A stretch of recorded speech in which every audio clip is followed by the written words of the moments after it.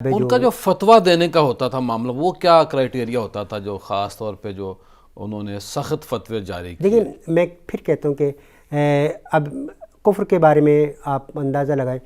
کہ اعلیٰ حضرت کہتے ہیں کہ جناب کفر کے لیے کہ جو مفتی ہو یا متکلم ہو، اس کا کام یہ نہیں ہوتا کہ بالعموم ہم بتاتے ہیں کہ آپ کی یہ معاملہ جو ہے وہ کفریاں ہیں، ہم کو کافر بناتے نہیں بتاتے ہیں، یہ جملہ بولا جاتا ہے، لیکن اعلیٰ حضرت اس سے ہٹ کر بات کرتے ہیں اور بڑی بات کرتے ہیں کہ مفتی کا کام یا متکلم کا کام یہ نہیں، بلکہ ہر فرض عین ہے اس کے لیے کہ وہ اس کو کفر سے بچانا فرض عین ہے۔ اگر اس کے کلام میں 100 میں سے 99 کفریاں ہیں اور اس کلام میں سے ایک تعبیر بھی اگر اسلام کی ملتی ہے تو ہمیں اسلام کو قبول کرنا چاہیے۔ مثال کے طور پہ ایک واقعہ لکھتے ہیں کہ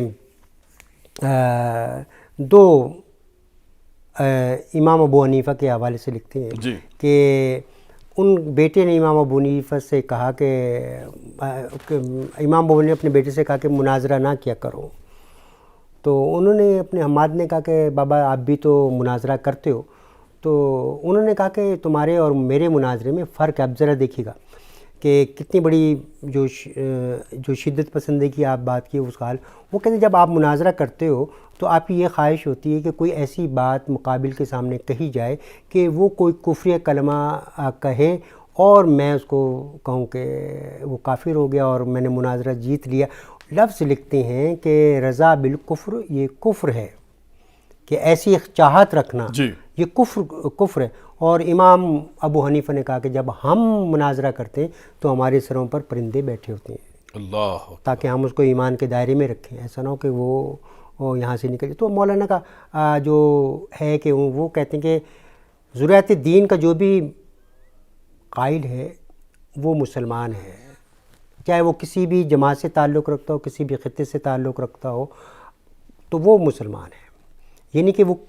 کیٹاگوریکل، یہ نہیں کہ یہ سلیکٹڈ نہیں ہے، چاہے وہ اپنا بھی ہو یا غیر بھی ہو۔ ذریعت دین کا جو اچھا یہ ترجمانی اعلیٰ ترجمانی کریں، وہ اہل سنت و جماعت کی ترجمانی کر رہے ہیں، ان کے عقائد کی ترجمانی کر رہے ہیں، تو پوری دنیا کے اندر کوئی بھی ہو اگر وہ ذریعت دین کے اندر وہ ہے تو گویا کہ وہ مسلمان ہے، اگر وہ